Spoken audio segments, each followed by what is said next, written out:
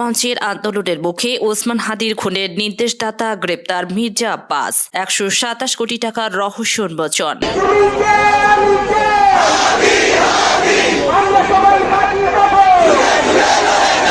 ইনকিলাব মঞ্চের মুখপাত্র ওসমান হাদিকে হত্যা চেষ্টার ঘটনায় বিএনপির স্থায়ী কমিটির সদস্য মির্জা আব্বাসকে আটক করেছে র্যাব।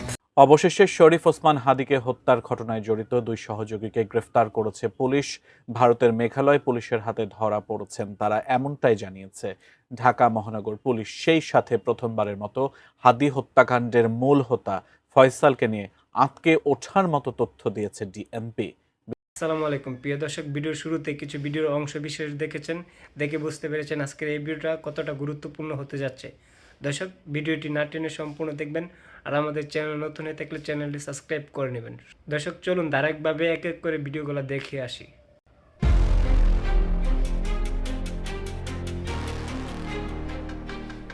মাত্র 3 সেকেন্ডের কিলিং মিশন, কিন্তু এর চিত্রনাট্য লেখা হচ্ছিল দীর্ঘ 6 মাস ধরে। তাও আবার বাংলাদেশের মাটিতে নয়, বরং সুদূর সিঙ্গাপুরের বিলাসবহুল হোটেলে বসে। চোখের পলকে ঘটে যাওয়া হাদির হত্যাকাণ্ড কি কেবলই রাজনৈতিক প্রতিহিংসা, নাকি এর পেছনে ঘাপটি মেরে আছে ক্ষমতার পালাবদলের এক গভীর আন্তর্জাতিক ষড়যন্ত্র? প্রশাসনের কাছে এই মামলাটি এখন রীতিমতো গলার কাঁটা হয়ে বিঁধে আছে। তদন্তের গভীরে নামতেই বেরিয়ে আসছে একের পর এক হাড় হিম করা তথ্য, যা শুনে সাধারণ মানুষের পিলে চমকে যেতে বাধ্য। আপাতদৃষ্টিতে মনে হতে পারে এটি পাড়া মহল্লার কোনো সাধারণ কোন্দল, কিন্তু আসলে এটি ছিল 7 সমুদ্র পাড়ে বসে কলকাঠি নাড়ার এক বিশাল দাবার চাল। এই পুরো অপারেশনের ব্লুপ্রিন্ট তৈরি করা হয়েছিল 1000 মাইল দূরে সিঙ্গাপুর আর মালয়েশিয়া সীমান্তে বসে। মাস্টারমাইন্ডরা জানত দেশের মাটিতে বসে এমন হাই প্রোফাইল তার ছক কষলে তা মুহূর্তেই খাস হয়ে যেতে পারে, তাই তারা বেছে নিয়েছিল বিদেশের নিরাপদ আস্তানা। এই কিলিং মিশনের প্রধান চরিত্র শুটার ফয়সাল করিম মাসুদ। সমাজের মানুষের কাছে সে নিজেকে পরিচয় দিত একজন আইটি উদ্যোক্তা বা সফল ব্যবসায়ী হিসাবে, অথচ এই ভদ্রলোকী মুখোশের আড়ালেই লুকিয়েছিল এক ভয়ঙ্কর পেশাদার খনি। গত 21 জুলাই 2025 তারিখে ঢাকা বিমানবন্দর থেকে ফয়সাল যখন সিঙ্গাপুরের বিমানে ওঠে, তখন কেউ ঘুণাক্ষরেও টের পায়নি যে সে আসলে মৃত্যুর পরোয়ানা আনতে যাচ্ছে। 5 দিনের সেই গোপন সফরে সে কোনো দর্শনীয় স্থান ভ্রমণ করেনি, বরং সে গিয়েছিল তার বসদের সাথে চূড়ান্ত ডিল পাকা করতে। সিঙ্গাপুরের অভিজাত হোটেল থেকে সড়ক পথে সে সোজা চলে যায় মালয়েশিয়া সীমান্তের এক গোপন ডেরায়। সেখানে আগে থেকেই ঘাঁটি গেড়েছিল 5 আগস্টের পর দেশ থেকে পালিয়ে যাওয়া আওয়ামী লীগের কয়েকজন প্রভাবশালী রাঘব বোয়াল। তাদের নির্দেশেই তৈরি হয় হাদিকে পৃথিবী থেকে সরিয়ে দেওয়ার এই মাস্টার প্ল্যান। সেই অন্ধকার মিটিংয়েই ফয়সালের হাতে তুলে দেওয়া হয় হাদির ছবি, আর বুঝিয়ে দেওয়া হয় পালানোর নিখুঁত রুটম্যাপ। প্রবাসী সেই নেতাদের কাছে হাদি ছিল এক বড় আতঙ্কের নাম, তাই তাকে সরাতে তারা টাকার বস্তা নিয়ে নেমেছিল। গোয়েন্দা সংস্থার তথ্য বলছে ফয়সালের সেই বিদেশ সফরই ছিল এই নৃশংস হত্যাকাণ্ডের ভিত্তিপ্রস্তর। রিমোট কন্ট্রোলে যেভাবে খেলনা চালানো হয়, ঠিক সেভাবেই বিদেশ থেকে নিয়ন্ত্রণ করা হচ্ছিল ঢাকার রাজপথের এই খুনের দৃশ্যপট। সিঙ্গাপুর মিশন শেষ করে দেশে ফিরেই ফয়সাল তার স্ত্রী শাহেদা পারভিনকে এমন কিছু কথা বলেছিল যা শুনলে যে কোনো সুস্থ মানুষের গা শিউরে উঠবে। সে তার স্ত্রীকে সরাসরি জানিয়েছিল যে খুব শীঘ্রই এমন এক পরিস্থিতি তৈরি হবে যখন দেশে থাকা তার জন্য অসম্ভব হয়ে পড়বে। নিজের বিপদের কথা আঁচ করতে পেরে সে তার স্ত্রীর জন্য রেখে গিয়েছিল এক বিশাল অঙ্কের টাকা। ফয়সাল তার স্ত্রীকে একটি ব্যাংক অ্যাকাউন্টের খোঁজ দেয় যেখানে জমা ছিল প্রায় 30 লাখ টাকা। সে পরিষ্কার ভাষায় বলে গিয়েছিল যে তার কিছু হয়ে গেলে এই টাকা দিয়েই যেন সংসার চলে। তদন্তকারীদের মতে এই 30 লাখ টাকা ছিল হাদিকে তার সুপারি মানি বা অগ্রিম পারিশ্রমিক। পুরো কাজের জন্য আসলে কত কোটি টাকার ডিল হয়েছিল তা এখনও রহস্যের চাদরে ঢাকা। টাকার লোভে ফয়সালের স্ত্রী তখন চুপ থাকলেও এখন সেই টাকাই হয়ে দাঁড়িয়েছে এই মামলার অন্যতম বড় প্রমাণ। খুনি জানত সে আগুনের গোলা নিয়ে খেলছে, তাই পরিবারকে সুরক্ষিত রাখতে সে এই অবৈধ টাকার ব্যবস্থা করে গিয়েছিল। কাণ্ডের ঠিক আগের রাতে অর্থাৎ 12 ডিসেম্বর সাভারের এক নির্জন রিসর্টে বসেছিল এই নাটকের শেষ মহড়া। সেখানে ফয়সালের সঙ্গী ছিল তার প্রেমিকা মারিয়া আর সহযোগী বাইকার আলমগীর। রিসর্টের বদ্ধ ঘরে বসেই তারা ঝালিয়ে নিচ্ছিল পরদিনের অপারেশন প্ল্যান। এক পর্যায়ে ফয়সাল তার প্রেমিকাকে অত্যন্ত দম্ভের সাথে বলেছিল যে কাল সকালে এমন কিছু ঘটবে যা সারা দেশ কাঁপিয়ে দেবে। প্রেমিকার জবানবন্দিতে উঠে এসেছে ফয়সালের সেই রাতের হিংস্র রূপ, যে তখন ছিল এক জলজন্ত শয়তান, যে ঠান্ডা মাথায় মানুষ মারার প্রস্তুতি নিচ্ছিল।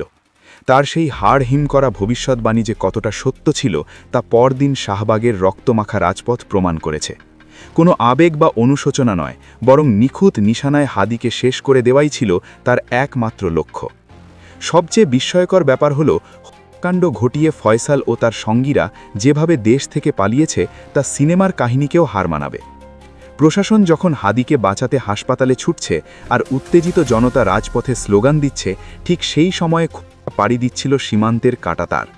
এক কথায় একে বলা যেতে পারে মাস্টারমাইন্ডের সাজানো রেড কার্পেট। এরপরেই তদন্তে উঠে এসেছে যুবলীগ নেতা বাপ্পির নাম, যার ইশারায় সীমান্তের সব দরজা খুলে গিয়েছিল। স্থানীয় দালাল ফিলিপ আর আমিনুলের সিন্ডিকেট টাকার বিনিময়ে এই খুনিদের জামাই আদরে ভারতে পার করে দেয়। পুলিশ ও বিজিবিকে বোকা বানিয়ে তারা যেভাবে ভিআইপি প্রোটেকশনে দেশ ছেড়েছে তা প্রশাসনের ব্যর্থতাকে আঙুল দিয়ে দেখিয়ে দিচ্ছে। এই বর্ডার সিন্ডিকেট এখনও পুলিশের রীতিমতো ঘাম ছুটিয়ে দিচ্ছে। এদের পালানোর রাস্তা আগে থেকেই এত নিখুঁতভাবে পরিষ্কার করা ছিল যে তাদের ধরতে এখন আইন শৃঙ্খলা রক্ষাকারী বাহিনীকে হিমশিম খেতে হচ্ছে। এবার কোটি টাকার প্রশ্ন হল, শুটার ফয়সাল আসলে কোথায়?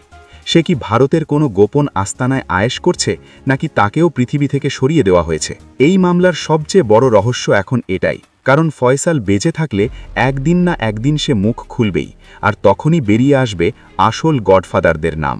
রাঘব বোয়ালরা খুব ভালো করেই জানে যে ফয়সাল পুলিশের হাতে ধরা পড়লে তাদের মুখোশ খসে পড়বে, তাই নিজেদের পিঠ বাঁচাতে মাস্টারমাইন্ডরা হয়তো ফয়সালকে গুম করে ফেলার সিদ্ধান্ত নিয়েছে। অপরাধ জগতের পুরনো নিয়ম হল কাজ শেষ হলে ভাড়াটে খুনিকে মাইনাস করে দেওয়া। ফয়সাল এখন নিখোঁজ থাকা মানেই হল তদন্তের মাঝপথে এক বিশাল দেওয়াল তুলে দেওয়া।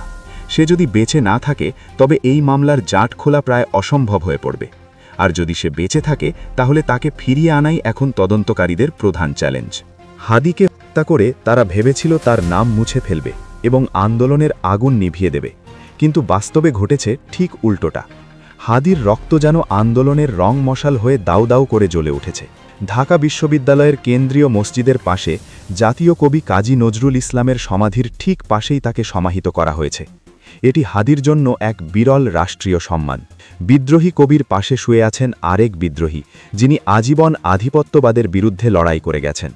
শাহবাগের মোড়কে এখন ঘোষণা করা হয়েছে শহীদ ওসমান হাদি চত্বর হিসাবে। কোটি তরুণের হৃদয়ে হাদি এখন এক অবিসংবাদিত বিপ্লবের প্রতীক।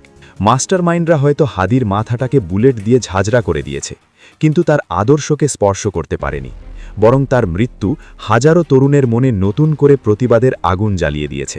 সিঙ্গাপুরের সেই গোপন মিটিং থেকে শুরু করে হালুয়াঘাটের বর্ডার পার হওয়া পর্যন্ত প্রতিটি ধাপে ছিল এক নিখুঁত আর ঠান্ডা মাথার পরিকল্পনা। কোটি কোটি টাকার ডিল এবং যুবলীগ নেতার বর্ডার সিন্ডিকেট সবকিছু মিলিয়ে এটা পরিষ্কার যে হাদি হত্যাকাণ্ডের পেছনে জড়িত আছে অনেক বড় কোনো অশুভ শক্তি।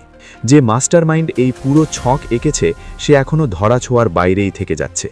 হতে পারে সে আপনার আমার কল্পনারও বাইরের কোনো ক্ষমতাধর ব্যক্তি। এই মূল খলনায়কের ঠিকানা পাওয়া যেতে পারে শুধুমাত্র শুটার ফয়সালের মাধ্যমে। কিন্তু ফয়সাল যদি বেঁচে না থাকে তবে সেই নাম হয়তো চিরকাল অন্ধকারের অতলে হারিয়ে যাবে। তদন্তকারী কর্মকর্তারা এখন হন্যে হয়ে ফয়সালের খোঁজ করছেন। প্রযুক্তির সাহায্য নিয়ে এবং আন্তর্জাতিক গোয়েন্দা সংস্থার সাথে যোগাযোগ করে তারা ফয়সালের অবস্থান শনাক্ত করার আপ্রাণ চেষ্টা চালাচ্ছেন। এবার দেখার বিষয় প্রশাসন কত দ্রুত এই আন্তর্জাতিক ষড়যন্ত্রের জাট খুলতে পারে। শুটার ফয়সালকে জীবিত ধরে আনাটাই এখন প্রধান লক্ষ্য।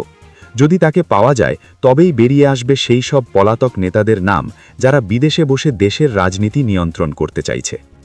হাদি হত্যার বিচার শুধু একটি পরিবারের কান্না নয়, বরং এটি এখন জাতীয় দাবিতে পরিণত হয়েছে। মাস্টারমাইন্ডরা যতই শক্তিশালী হোক না কেন, হাদির রক্ত তাদের সিংহাসন নাড়িয়ে দেওয়ার ক্ষমতা রাখে। তদন্ত চলছে এবং প্রতিদিন নতুন নতুন চমকপ্রদ তথ্য বেরিয়ে আসছে। মানুষ অধীর আগ্রহে অপেক্ষায় আছে সেই দিনের যখন আসল খুনিদের মুখোশ সবার সামনে উন্মোচিত হবে। তবে একটা কথা নিশ্চিত যে এই হত্যাকাণ্ড বাংলাদেশের রাজনীতির ইতিহাসে এক কলঙ্কজনক অধ্যায় হয়ে থাকবে। শুটার হয়তো সীমানা পেরিয়েছে, কিন্তু মাস্টারমাইন্ডরা কি পার পাবে, নাকি হাদির রক্ত তাদের পতনের কারণ হবে তা সময়ই বলে দেবে। কিন্তু ততদিন পর্যন্ত এই কেস প্রশাসনের জন্য এক জ্বলন্ত অগ্নি পরীক্ষা হয়েই থাকবে। দেশের মানুষ চায় ন্যায় বিচার এবং তারা দেখতে চায় এই জঘন্য হত্যাকাণ্ডের পেছনের আসল কারিগর কারা। যতদিন না ফয়সাল ধরা পড়ছে বা মাস্টারমাইন্ডদের নাম প্রকাশ পাচ্ছে ততদিন পর্যন্ত রাজপথের এই গর্জন থামবে না। হাদির কবরের মাটি সাক্ষী হয়ে থাকবে এই অন্যায়ের, এবং একদিন না একদিন সত্য সূর্যের আলোর মতো ফুটে উঠবেই।